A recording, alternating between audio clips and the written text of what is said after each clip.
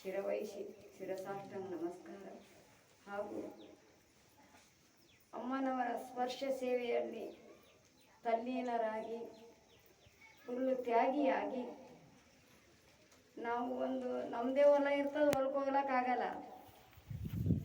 ಅಮ್ಮವರು ತಪೋವನದೊಳಗೆ ತಪಸ್ಸು ಮಾಡ್ಯಾರ ಅಂತಂದು ಹಗಲಿರುಳು ಅವರು ಅಪ್ಪವ್ರದ್ದು ನಿಮ್ಗೆ ಯಾರಿಗೆ ಗೊತ್ತದೋ ಗೊತ್ತಿಲ್ಲೋ, ನಮಗೆ ಮಾತ್ರ ತುಕಾರಾಮ್ ನಾಯನ ಶಿವಯ್ಯ ನಾಯನವರು ಇವರಿಬ್ಬರು ಜೋಡಿ.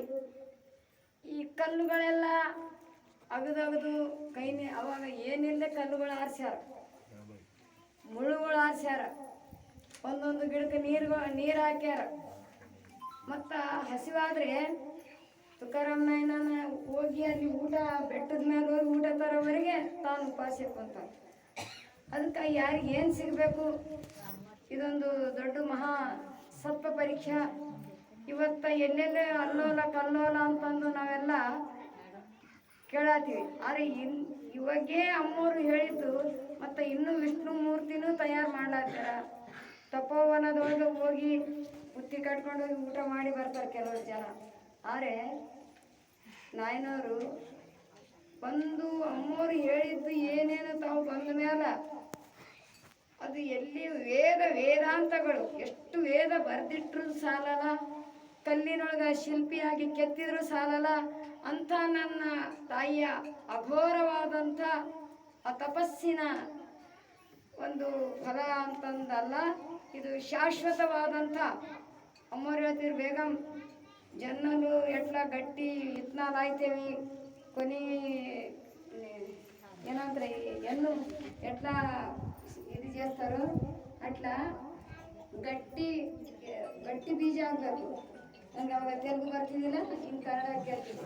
ಗಟ್ಟಿ ಬೀಜ ಆದವ್ರು ಮಾತ್ರ ಅಷ್ಟೇ ಇಲ್ಲಿ ಏನೇ ಆಗಲಿ ಅಮ್ಮನ ಒಂದು ನಾಮಸ್ಮರಣೆ. ನೀವೆಲ್ಲರೂ ಇವತ್ತೇನು ಬಂದಿರಿ, ನೀವು ಬಂದಿಲ್ಲ.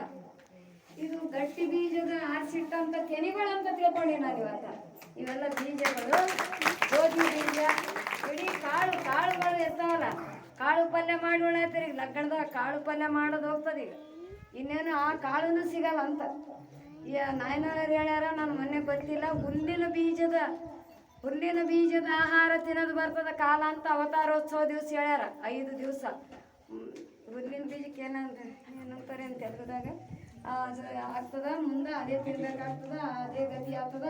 ಅದಕ್ಕೆ ನೀವೆಲ್ಲರೂ ಅಮ್ಮನ ಒಂದು ಇಂಥ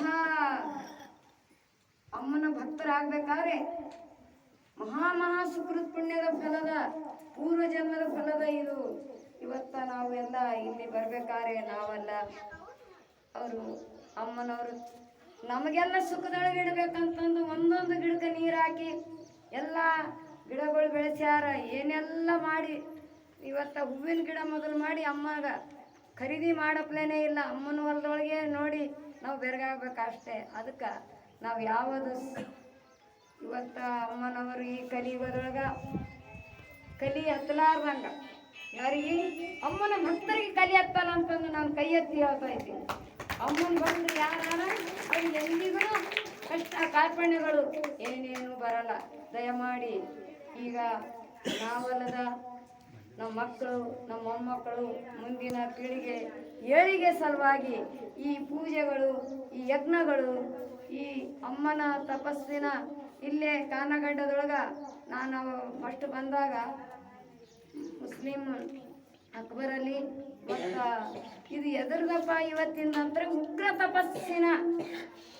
ತಪಸ್ಸಿನ ಒಂದು ಶಕ್ತಿ ಇವತ್ತು ಎಲ್ಲರಿಗೂ ಗೊತ್ತಿಲ್ಲ. ಅಮ್ಮರು ಉಗ್ರ ತಪಸ್ಸಿನ ಶಕ್ತಿ ಇಲ್ಲಿ ಕಾಣಿಕೆಯಾಗಿ ಇಲ್ಲಿ ಇರ್ತಕ್ಕಂಥದ್ದು ಈ ಭೂಮಿಯೊಳಗೆ ಅಮ್ಮನವರು ಅಲ್ಲಿ 72 ದಿವಸ ಉಗ್ರ ತಪಸ್ಸು ಮಾಡಿ ಆ ತಪಸ್ಸಿನೊಳಗೆ ಏನು ಕಂಡಾರ ಅಂತಂದರೆ, ಈ ಸೌಕಾರ ಗಾಣಿಗೆರತ ಈರಣ್ಣ ಸೌಕಾರ ಕಾನಗಡ್ಡಿ ಅಡ್ತಿ ಅಂತಿದ್ರು ಸೇಳಂದಾಗ. ಆತ ಅಕ್ಬರಲ್ಲಿ ಅವರಿಬ್ಬರು ಕೂಡಿ ಅಮ್ಮನವ್ರಿಗೆ ದರ್ಶನ ತಗೊಂಡು ಇವತ್ತು ಕಾನಗಡ್ಡ ಊರವರೇ ಭಾಳ ಮಂದಿ ಬಂದಿಲ್ಲ. ಆದರೆ ತಿಳ್ಕೊಂಡವ್ರು ಮಾತ್ರ ಅವ್ರು ಹೋಗ್ಯಾರ. ಹೋದ್ರೂ ಅವ್ರ ನಾಮಸ್ಮರಣೆ ಇವತ್ತು ನಾವು ಅವರಿಬ್ಬರದು ಏನು ಹೇಳತ್ತೀವಿ ಅಂತಂದರೆ, ಅಮ್ಮನ ತಿಳ್ಕೊಂಡವರೇ ಅದರೊಳಗೆ ಉಳ್ಕೊಂಡಾರ. ಇದ್ರೊಳಗೆ ತಿಳಿಬೇಕಾಯ್ದ ಉಳಿಬೇಕಾಗ್ಯದ. ಇದು ತೀರ್ಥ ಪ್ರಸಾದ ಮಹಾಪ್ರಸಾದ.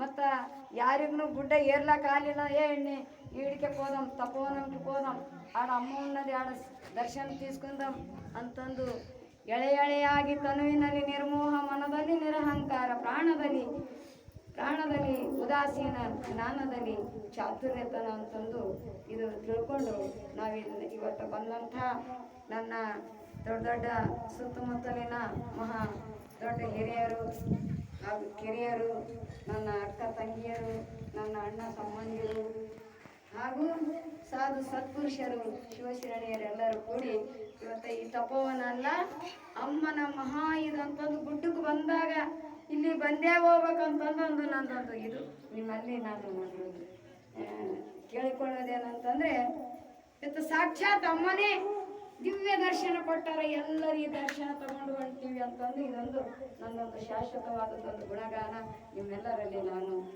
ಏನು ಶಿರವಹಿಸಿ ಬೇಡ್ಕೊಳ್ತಾ ಇದ್ದೀನಿ.